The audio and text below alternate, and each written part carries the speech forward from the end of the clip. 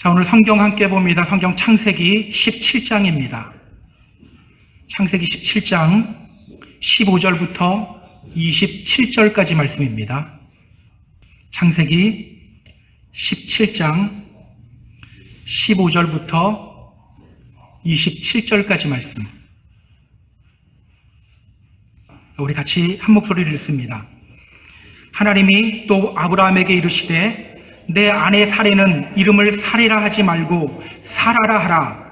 내가 그에게 복을 주어 그가 내게 아들을 낳아주게 하며 내가 그에게 복을 주어 그를 여러 민족의 어머니가 되게 하리니 민족의 여러 왕이 그에게서 나리라. 아브라함이 엎드려 웃으며 마음속으로 이르되 100세 된 사람이 어찌 자식을 낳을까? 사라는 90세니 어찌 출산하리요 하고 아브라함이 이에 하나님께 아뢰되 이스마엘이나 하나님 앞에 살기를 원하나이다.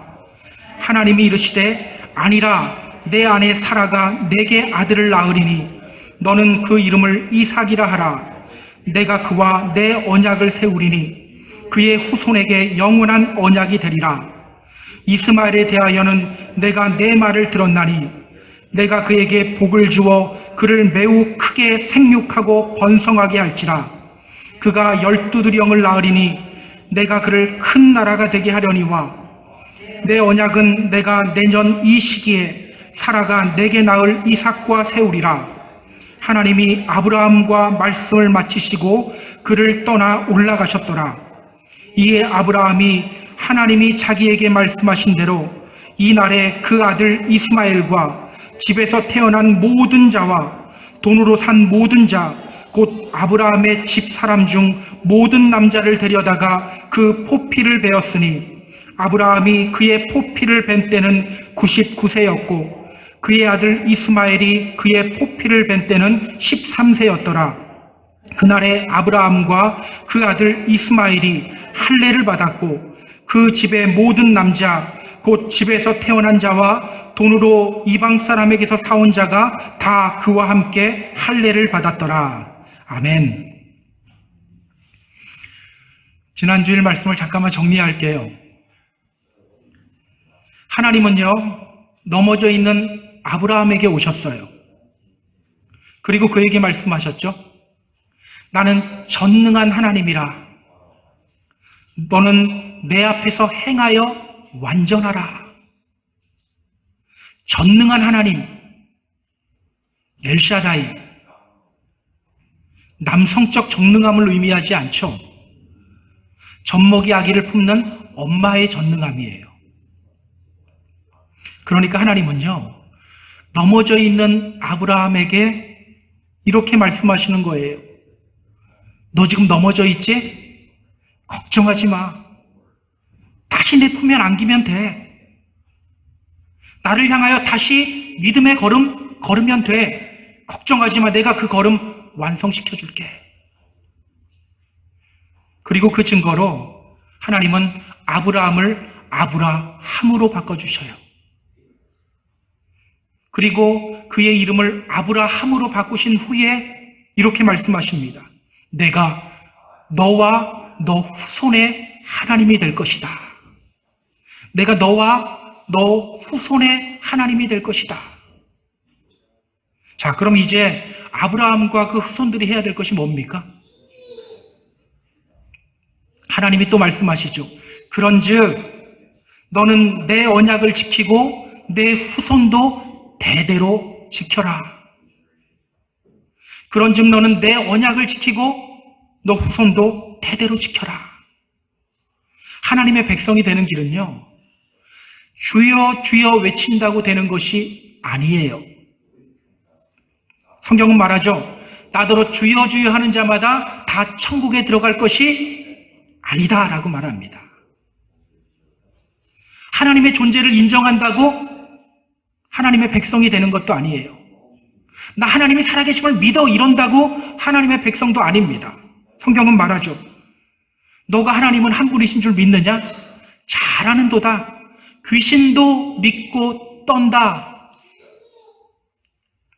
아무리 하나님이 살아계심을 믿어도 하나님의 말씀을 지키지 않으면 하나님의 백성이 될 수 없어요.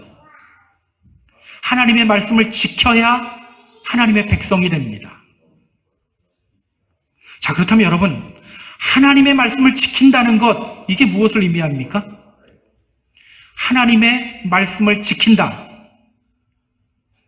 말씀에 순종하는 것을 의미하죠. 말씀에 순종해야 하나님의 백성이 돼요. 그런데 지난주에 제가 말씀을 전하면서 여기서 우리가 조심해야 될 것이 있다고 했어요. 말씀을 지키라는 명령은요, 순종을 의미하는데 순종이라는 행위 그 자체를 의미하지는 않습니다. 우리가 순종이라는 행위에 초점을 맞추기 때문에 순종이 잘 안 되는 거예요. 나는 왜 순종이 잘 안 될까? 행위에 초점을 맞추기 때문이에요. 지키다, 이게 사마르라는 히브리어 단어입니다. 이 말이 뭐냐? 파수꾼을 의미하는 단어예요. 어떤 행동이 아니라 사람을 의미하는 단어예요. 파수꾼, 왓치맨. 그러니까 말씀을 지킨다는 것은요, 단지 순종이라는 행위를 강조하는 것이 아니라 말씀의 파수꾼이 되어야 된다는 겁니다. 행위가 아닌, doing이 아닌 being, 존재를 강조하는 명령이에요. 때문에 오늘 우리에게 필요한 것이 바로 할례입니다. 할례가 뭐죠? 하나님의 백성이라는 사인, 흔적을 의미해요. 오늘 우리가 받아야 할 할례, 어떤 할례입니까? 마음의 할례입니다. 마음의 할례. 마음의 할례가 뭐죠? 바울이 이렇게 말해요. 내가 내 몸에 예수의 흔적을 지니고 있다. 내가 내 몸에 예수의 흔적을 지니고 있다. 여기서 말하는 흔적, 이게요, 스티그마라는 단어예요. 주인이 종에게 찍는 낙인이에요. 또 내 거야, 내 종이야 하면서 찍는 낙인이에요. 그렇다면 마음의 할례란 무엇을 의미합니까? 그리스도의 종이 되는 거예요. 내 삶의 주인은 바로 나야, 이것이 아니라 내 삶의 주인이 바로 예수님이야. 그리고 예수님의 말씀 앞에 그냥 무릎 꿇고 복종하는 것, 이것이 되어야 돼요. 이것이 바로 마음의 할례입니다. 우리가 받아야 할 할례예요. 자, 오늘 본문은요, 여기서 이어지는 본문입니다. 오늘 본문을 보면요, 하나님이 사레의 이름을 사라로 바꿔주셔요. 그리고 하나님의 약속에 대한 기대감이 없는 아브라함을 설득하십니다. 그리고 아브라함은 하나님의 설득을 듣고 할례를 받아요. 자, 이 장면을 통해서 성경이 우리에게 전하는 메시지가 뭘까요? 오늘 본문을 통해서 우리가 함께 확인하도록 하겠습니다. 자, 그럼 우리 본문으로 들어갈게요. 자, 오늘 본문 15절, 16절 보시기 바랍니다. 15절, 16절 우리 한 번 더 같이 읽어볼까요? 하나님이 또 아브라함에게 이르시되 내 아내 사레는 이름을 사레라 하지 말고 사라라 하라. 내가 그에게 복을 주어 그가 내게 아들을 낳아주게 하며 내가 그에게 복을 주어 그를 여러 민족의 어머니가 되게 하리니 민족의 여러 왕이 그에게서 나리라. 자, 오늘 하나님이 아브라함에게 말씀하시죠. 너 아내 사레, 그 이름을 더 이상 사레라고 하지 마. 사라라고 해라. 더 이상 사레를 사레라고 부르지 말고 사라라고 하라고 합니다. 그러니까 하나님은요, 아브라함을 아브라함으로 바꿔주신 후에 또 사레도 사라로 바꿔주시고 있는 거예요. 아브라함, 무슨 뜻이죠? 존귀한 아버지라는 뜻이에요. 아브라함, 무슨 뜻입니까? 이러면 안 되는데요. 여러 민족의 아버지라는 뜻입니다. 자, 사레, 무슨 뜻이죠? 기억하세요. 사레는 프린세스라는 뜻이에요. 공주라는 뜻이에요. 그렇다면 사라, 무슨 뜻입니까? 오늘 16절에 답이 나와요. 여러 민족의 어머니. 여러 민족의 어머니. 여러분, 왜 하나님은 아브라함을 아브라함으로 바꾼 것에서 끝나지 않고 더하여 사례를 사라로 바꿔주시는 걸까요? 왜 아브라함을 아브라함으로 바꾼 것 여기서 끝내지 않고 또 왜 사례까지 사라로 바꿔주시는 걸까요? 왜일까요? 13년 전 아브라함과 사례가 큰 실수를 저질렀죠. 내 몸에서 날 자가 너의 상속자가 될 것이다. 이 말씀을 왜곡했어요. 어차피 아브라함의 몸에서만 나면 되니까 상관없어. 여종 하갈을 통해 아들을 낳아도 상관없어. 이렇게 하나님의 말씀을 왜곡해버렸어요. 성경은 뭐라고 이야기했습니까? 남자가 그 부모를 떠나 그의 아내와 합하여 한 몸을 이룰 거라고 했죠. 부부는 한 몸이라는 거예요? 두 몸이라는 거예요? 한 몸이라는 거예요. 근데 이들은 두 몸으로 생각했던 거예요. 때문에 오늘 하나님은 아브라함의 이름만 바꿔주시지 않고 사례도 사라로 바꿔주시고 있는 겁니다. 다시는 아브라함이 그런 실수를 반복하지 않게 하기 위해서 사례를 사라로 바꿔주시는 거예요. 부부는 두 몸이 아니라 한 몸이라는 것을 알려주시기 위해서 또 그 둘을 통해 아들을 주시겠다는 것을 알려주시기 위해서 지금 이렇게 하시는 거예요. 자, 우리 16절 다시 보세요. 내가 그에게 복을 주어 그가 내게 아들을 낳아주게 하며 내가 그에게 복을 주어 그를 여러 민족의 어머니가 되게 하리니 민족의 여러 왕이 그에게서 나리라. 자, 사례를 사라로 바꿔주신 후에 하나님이 어떤 말씀하십니까? 내가 그녀에게 복을 주어 너에게 아들을 낳아주게 하겠다. 내가 그녀에게 복을 주어 여러 민족의 어머니가 되게 하겠다. 여러 왕이 그녀로부터 나올 것이다. 이거 보면요, 우리 하나님 정말 세심하신 분이세요.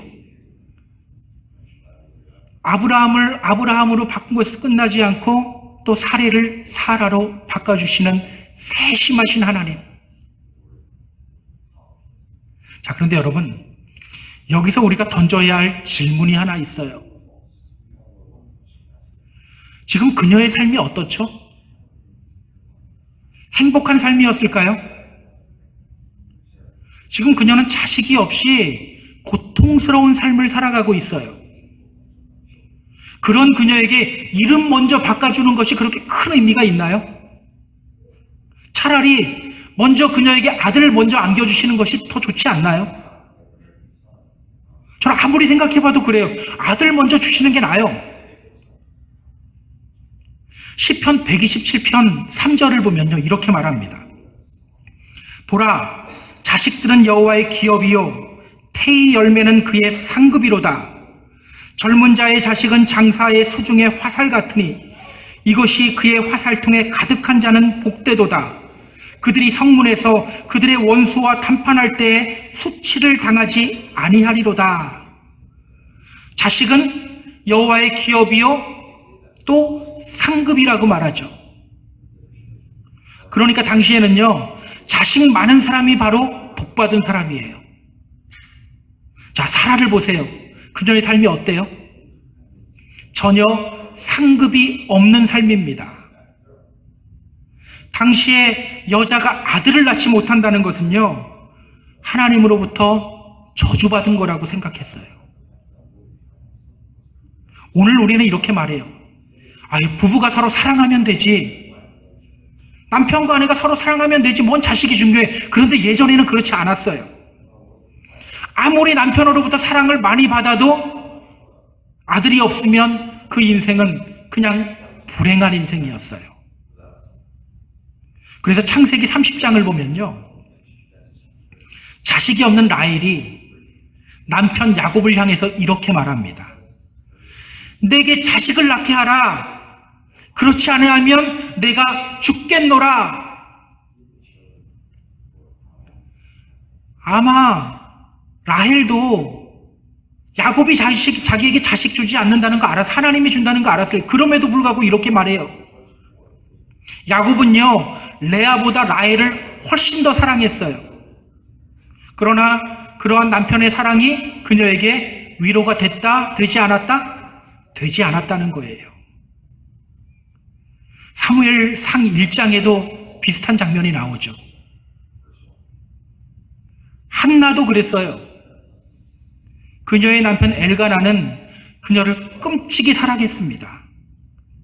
그래도 그 남편의 사랑이 그녀에게 아무런 위로가 되지 못했어요. 그녀는 울면서 음식도 먹지 않습니다. 이것이 바로 당시 자식 없는 여자의 서름이었어요. 자, 세례 요한의 어머니인 엘리사벳. 그녀도 오랫동안 임신을 하지 못했었죠. 나중에 임신했을 때 그녀가 뭐라고 고백합니까? 이렇게 고백해요. 주께서 나를 돌보시던 날에 사람들 앞에서 내 부끄러움을 없게 하시려고 이렇게 행하심이라. 아들을 낳지 못하는 그 시간이 그녀에게 어떤 시간이었다는 거예요? 부끄러운 시간, 치욕의 시간이었다라는 거예요. 사라가 바로 그런 삶을 살아오고 있어요. 이럴 때 가장 좋은 것이 무엇입니까? 하나님이 나타나셔서 아들을 먼저 품에 탁 안겨주시면서, 야, 너 지금부터 너 이름은 사례가 아니야, 사라야. 얼마나 멋진 그림입니까? 우리 상상만 해도 기분이 좋아지는 그림이에요. 그런데 하나님은요, 여전히 아들이 없는 고통 속에서 살아가고 있는 그녀의 이름만 먼저 바꿔주시는 거예요. 그리고 여러 민족의 어머니가 될 거야, 약속만 먼저 하시는 거예요. 여러분, 이것을 우리가 어떻게 이해해야 할까요? 이 장면을 통해 우리가 깨달아야 할 것이 있어요. 그게 뭘까? 오늘 우리는요, 이 장면을 통해서 하나님이 어떻게 일하시는지, 하나님의 일하시는 방법을 좀 볼 수 있어야 돼요. 혹시 이번 도쿄올림픽 보셨나요? 보신 분들은 어떤 경기, 어떤 장면이 가장 기억에 남습니까? 저는요, 이번 도쿄올림픽에서 가장 멋진 장면이라고 제가 손꼽는 장면이 어떤 장면이냐면, 한국 양궁 남자 선수들이 단체전에서 금메달 따는 장면이에요. 역시 팔은 안으로 굽습니다. 저는 이 장면이 제일 좋더라고요. 제가 왜 좋냐면요, 그 결승전 마지막 세트 때 이제 마지막 한 발만 남은 상태였어요. 그 마지막 한 발이 이제 9점이나 10점에 꽂혀야지 금메달을 따는 상황이에요. 마지막 한국 선수가 자신의 활을 들고 섰습니다. 그러니까 그 선수가 마지막으로 쏘는 그 마지막 한 발에 의해서 메달 색깔이 변하는 거예요. 자, 얼마나 긴장됐을까요? 그 선수가 마지막 숨을 고르고 활시를 당겨요. 그리고 활시에서 손을 떼요. 근데 떼자마자 그가 나지막한 소리로 이렇게 말하는 거예요. 끝! 그 후에 화면에 10점짜리 그대로 딱 꽂히는 장면이 나오는 거예요. 꽂힌 다음에 끝이 아니에요. 쏘자마자 끝! 그랬는데 딱 10점짜리에 꽂혀버리는 거예요. 화살이 활에서 떠나는 순간 이미 그는 알았던 거예요. 이겼다. 여러분, 우리 하나님이 일하시는 방식이 바로 이와 같습니다. 우리 하나님은요, 먼저 승리를 선포하세요. 그리고 그 후에 당신의 일을 하십니다. 우리 인간은 구원받을 자격이 되지 않는데 하나님은 먼저 구원을 선포하셔요. 너는 구원받은 내 백성이야. 그리고 구원받기 합당한 사람으로 우리를 만들어 가시는 거예요. 이것이 바로 오늘 우리가 깨달아야 할 하나님이 일하시는 방법입니다. 성경은요, 이러한 하나님의 모습을 계속해서 우리에게 보여줘요. 자, 아브라함을 부르신 하나님, 우리가 다시 한번 기억을 더듬어 보죠. 그가 꽤 괜찮은 사람이라서 하나님이 아브라함 부르셨죠? 예, 아니요라고 나와야지 맞습니다. 자, 그는 갈대아 우르 지역에서 살아오고 있었어요. 갈대아 우르가 어떤 곳입니까? 우리가 앞에서 확인했어요. 바벨탑을 짓던 곳이 바로 이 갈대아 우르 지역이에요. 바벨탑 건설 현상이 바로 이 갈대아 우르 현장이 바로 갈대아 우르 지역입니다. 자, 사람들이 바벨탑을 지을 때 하나님이 기뻐하셨나요? 기뻐하지 않으셨죠. 그래서 사람들이 흩으셨어요. 흩으셨으면 다른 데 가서 살아야 되잖아요. 그런데 갈대아 우르에서 살아오고 있어요. 하나님이 흩으셔도 정신 못 차리고 갈대아 우르에서 살아오고 있는 그 집안이 바로 아브라함의 집안이에요. 여호수아서 24장 2절을 보면요, 이렇게 말합니다. 옛적에 너희 조상들 곧 아브라함의 아버지 나홀의 아버지 데라가 강 저쪽에 거주하여 다른 신들을 섬겼으나, 자, 그 갈대아 우르에 살면서 그래도 나는 하나님 잘 섬길 거야 이러면서 살았어요? 아니에요. 우상을 섬겼대요. 그의 가정은요, 하나님의 후손이면서 또 셋의 후손이면서 우상을 섬기던 집안이었어요. 그런데 하나님은 그를 부르십니다. 자격이 없는 그를 부르시고 그를 믿음의 조상으로 만들어 가신 거예요. 지금 아브라함은 그 과정 속에 있는 겁니다. 자, 우리 출애굽한 이스라엘 자손들 한번 생각해 보죠. 그들이 애굽에서 하나님 잘 섬겼을까요? 여호수아서 24장 14절을 보면요, 여호수아가 이렇게 말해요. 너희의 조상들이 강 저쪽과 애굽에서 섬기던 신들을 치워버리고 여호와만 섬겨라. 이스라엘 자손들이 애굽에서 어떻게 살았다는 겁니까? 애굽의 신들을 섬겼대요. 그런데 하나님은 그들을 출애굽시켜요. 홍해를 건너게 하셔요. 그리고 광야에서 그들을 훈련시키며 가나안 땅으로 인도하시는 거예요. 자격이 있어서가 아니라 자격이 없는 그들을 부르시고 그 후에 일을 하시는 겁니다. 기억하세요. 이것이 바로 하나님이 일하시는 방법이에요. 우리 하나님은요, 자격 없는 자에게 먼저 구원을 선포하시고 그 후에 자격 있는 사람으로 만들어 가시는 거예요. 저는요, 이런 하나님이 너무너무 좋아요. 너무너무 좋아요. 만약 하나님이 우리에게 이렇게 말씀하신다고 한번 생각해 보세요. 너 어느 수준까지 딱 올라와. 그럼 내가 구원해 줄게. 아마 우리 중 구원받을 사람 아무도 없을 거예요. 하나님이 저에게 그렇게 하지 않으신 게 너무 다행인 것 같아요. 그렇게 하면 우리 중 구원받을 사람 아무도 없습니다. 다 노력하다가 실패하고 말아요.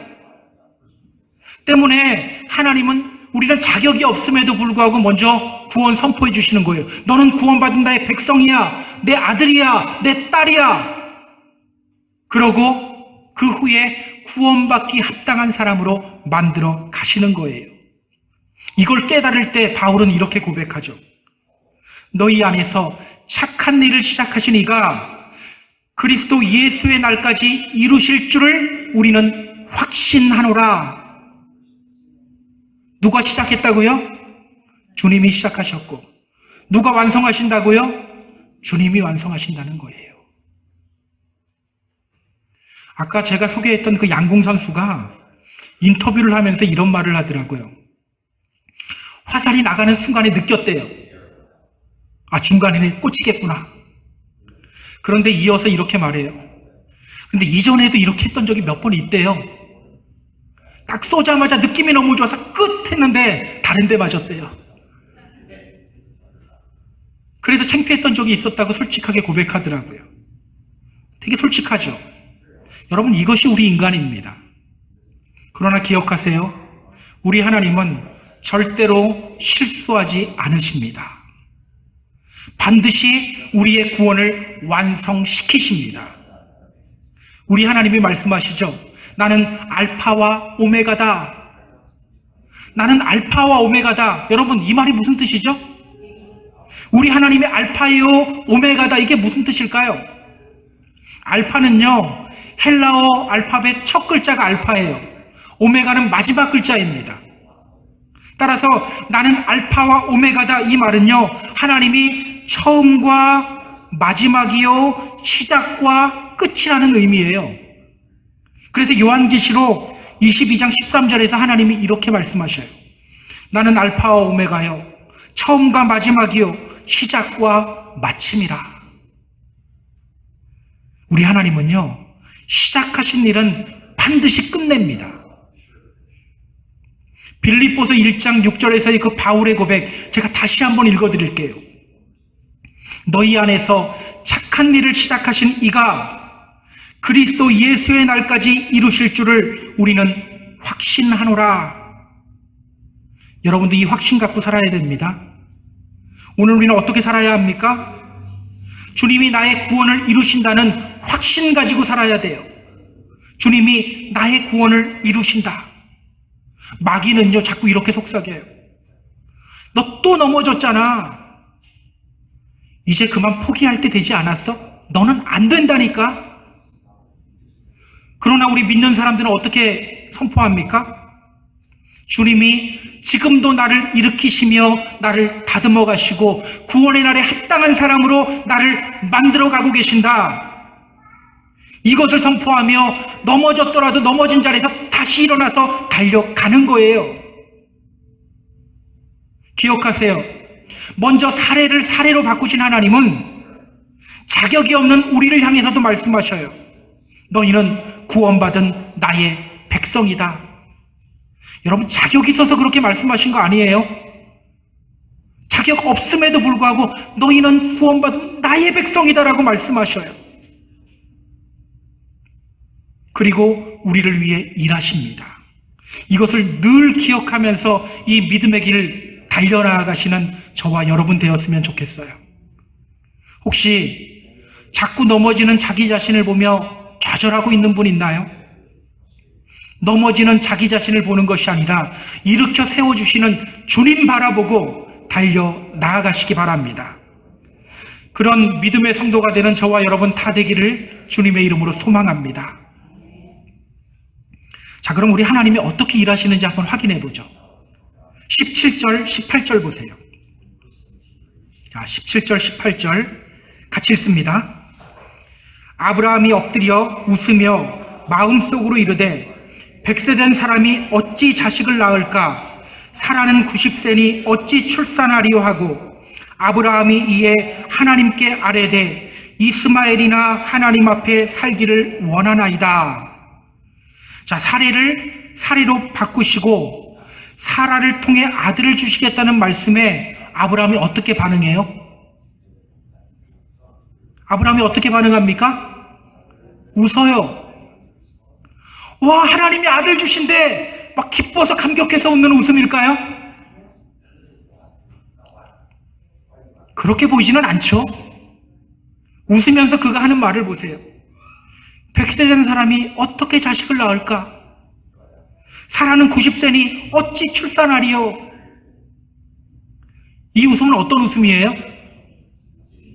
비웃음이에요. 비웃음. 그는 하나님의 말씀을 듣고 비웃어요. 그렇게 비웃으면서 그가 이렇게 하나님께 말하죠. 이스마엘이나 하나님 앞에 살기를 원합니다. 하나님, 이제 희망 고문 그만하세요. 저 이제 이스마엘만 있으면 됩니다. 이스마엘이나 그냥 복 주세요. 이러고 말하고 있는 거예요. 여러분, 이런 아브라함이 어떻게 보입니까?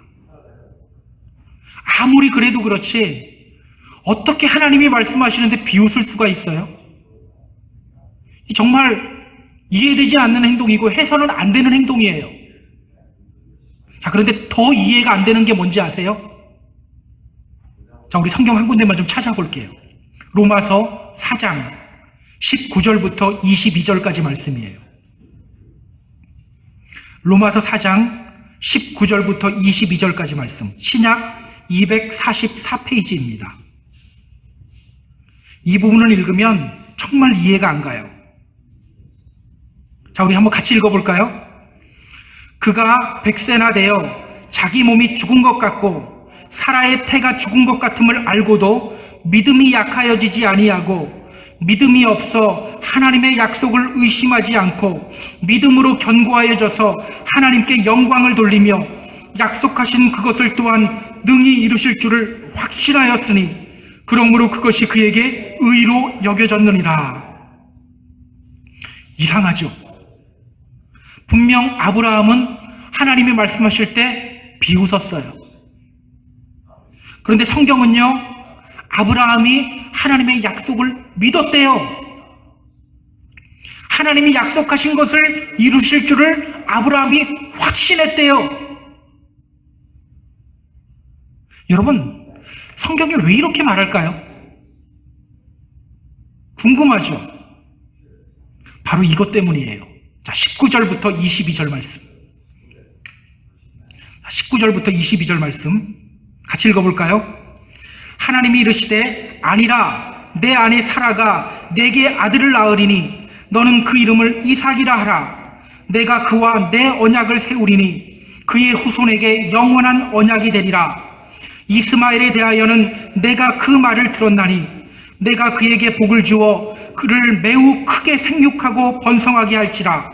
그가 12두령을 낳으리니 내가 그를 큰 나라가 되게 하려니와 내 언약은 내가 내년 이 시기에 사라가 내게 낳을 이삭과 세우리라.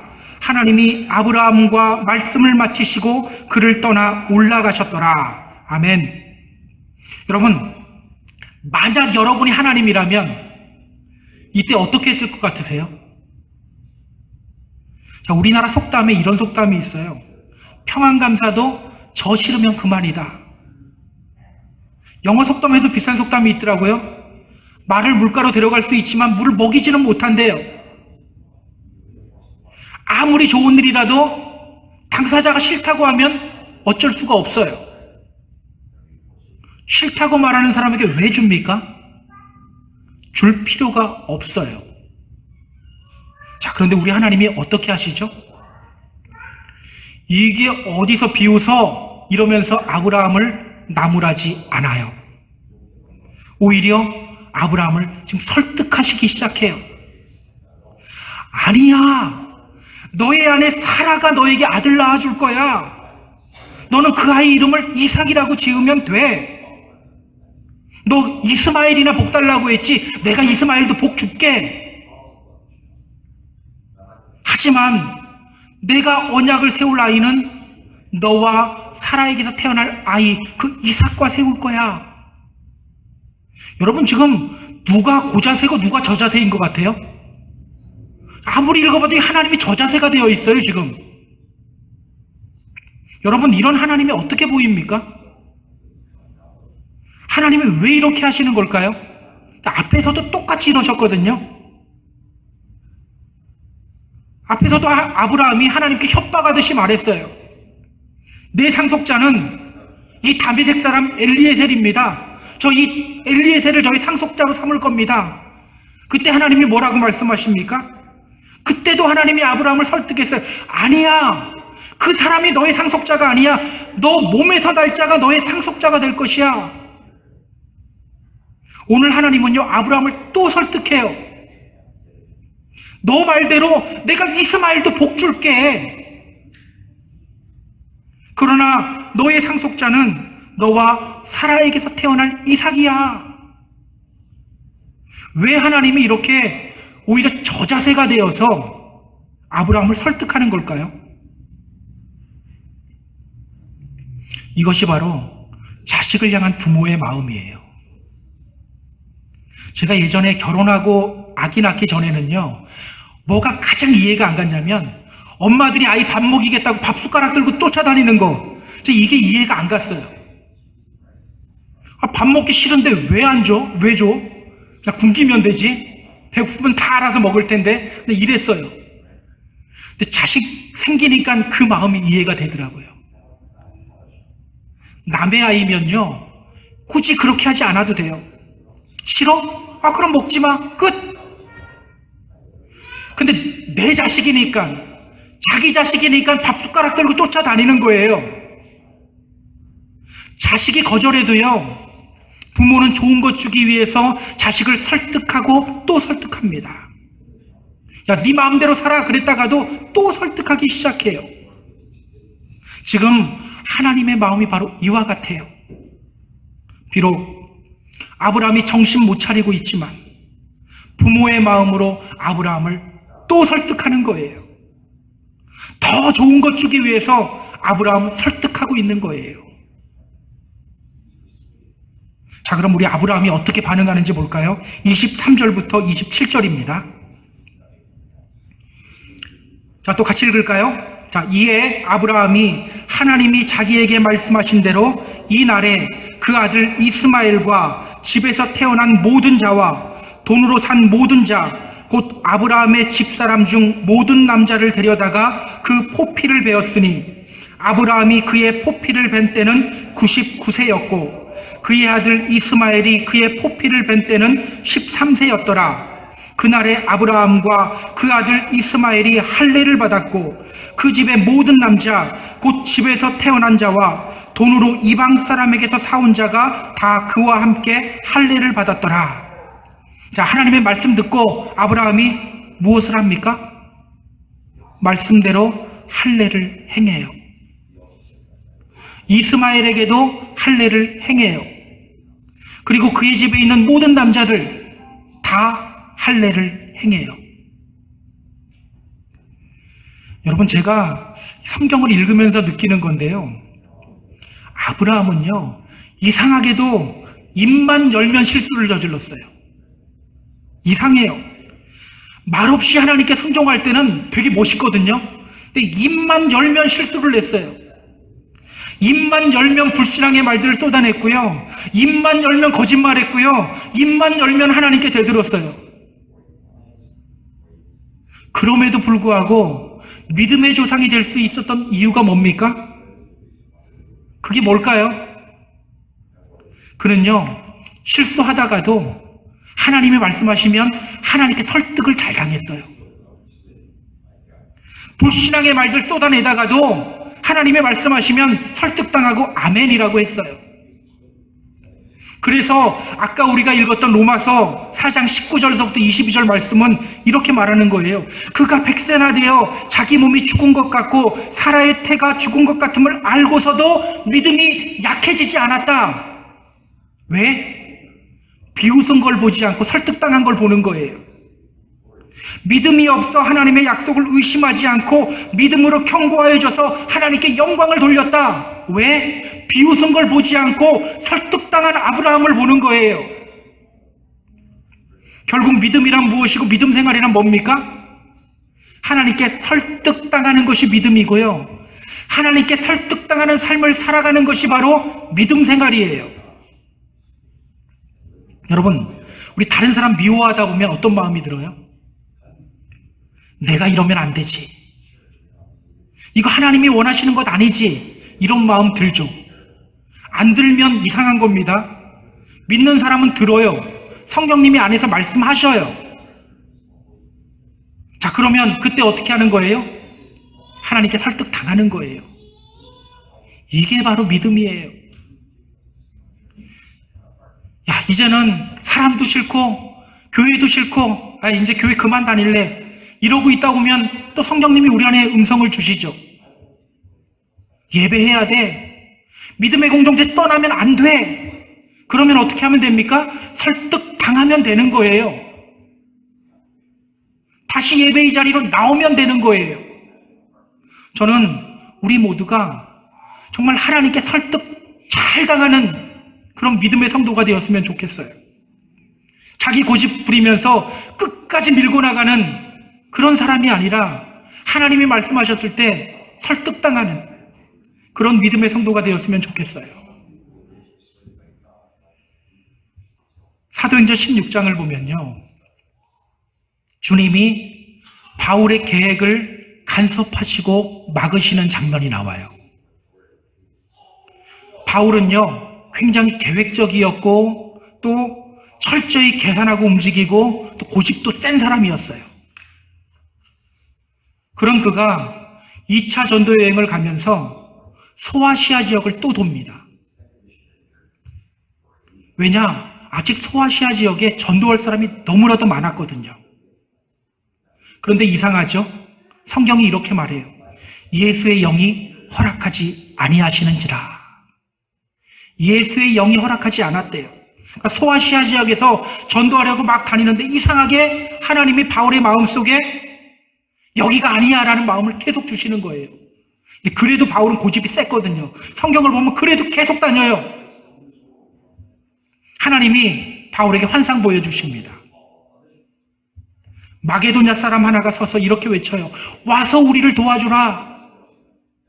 그 환상을 보고 그가 자기 고집을 꺾어요. 그리고 마게도냐, 즉 유럽 지역으로 처음 발걸음을 뗍니다. 그렇게 해서 들어간 곳이 어디일까요? 바로 빌립보예요. 나중에 빌립보가 어떤 교회가 되죠? 바울이 가장 신뢰하는 교회예요. 바울에게 가장 큰 기쁨과 위로를 주었던 교회가 돼요. 하나님께 설득당했을 때 이러한 놀라운 역사를 경험하게 되는 겁니다. 기억하세요. 하나님께 설득당하면 그 자리에서 하나님의 역사가 펼쳐지게 됩니다. 저는 우리 모두가 하나님께 설득 잘 당하는 믿음의 성도가 되었으면 좋겠어요. 이제 말씀을 정리할게요. 우리 사랑하는 펜사콜라 한인교회 성도 여러분, 먼저 사례를 사라로 바꾸신 우리 하나님은 오늘 우리들을 향해서도 말씀하십니다. 너는 구원받은 나의 백성이야. 나는 넘어져 있는데도 하나님이 말씀하셔요. 너는 구원받은 나의 백성이야. 그리고 하나님은 지금 이 시간에도 우리를 설득하시며 우리의 구원을 위해 일하시고 계십니다. 오늘 하나님이 여러분에게 말씀하시고 있는 건 뭐예요? 들으세요. 그리고 그 말씀에 설득 당하시기 바랍니다. 내 고집, 내 계획 꺾고 하나님께 설득당하시는 저와 여러분 되었으면 좋겠어요. 그렇게 삶 속에서 하나님의 역사를 경험하게 되는 복을 누리는 저와 여러분 다 되기를 주님의 이름으로 축복합니다. 축복합니다.